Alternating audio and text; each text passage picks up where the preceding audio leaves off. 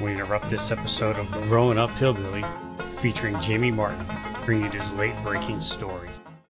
WFAT News.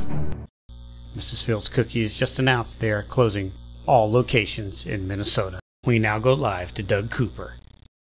I'm standing here in front of Mrs. Field Cookies where a small mob is gathering. Here seems to be their leader. Sir, why is this mob forming? Screw this, I'm going back to Charlotte. Deep. Hell no.